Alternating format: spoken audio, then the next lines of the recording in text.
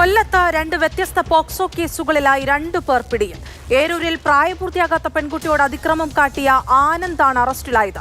സ്കൂളിന്റെ സമീപത്ത് വെച്ചാണ് പ്രണയാഭ്യർത്ഥനയുമായി എത്തിയ യുവാവ് പെൺകുട്ടിക്ക് നേരെ അതിക്രമം കാട്ടിയത്.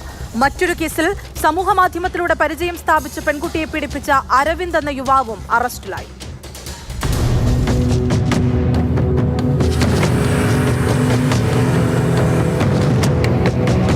കഴിഞ്ഞ കുറച്ചു ദിവസങ്ങളായി സ്കൂളിലേക്ക് വരുന്ന വഴി പെൺകുട്ടിയെ ആനന്ദ് ശല്യം ചെയ്തിരുന്നു.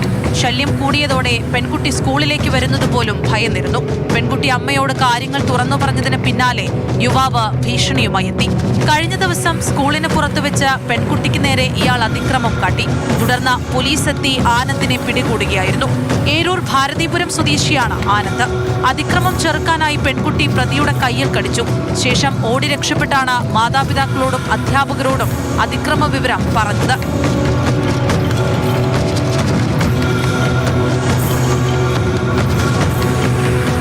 മറ്റൊരു കേസിൽ മുണ്ടക്കൽ സ്വദേശി അരവിന്ദാണ് അറസ്റ്റിലായത്. വിവാഹ സൽക്കാരത്തിനിടെയാണ് പെൺകുട്ടിയുമായി ഇയാൾ പരിചയത്തിലാകുന്നത്. തുടർന്ന് വിവാഹ വാഗ്ദാനം നൽകി പലയിടങ്ങളിൽ എത്തിച്ചു പീഡിപ്പിച്ചു. പ്രതിയൊടുവിൽ മറ്റൊരാളുമായി പ്രണയത്തിലായതോടെ ബന്ധം നിന്നു.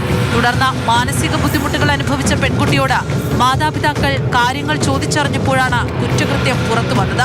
മാതാപിതാക്കൾ പോലീസിന് നൽകിയ പരാതിയിലാണ് അരവിന്ദ് പൂയപ്പള്ളി പോലീസിന്റെ പിടിയിലായത്. 2 കേസുകളിലും പ്രതികൾ റിമാൻഡിലാണ്.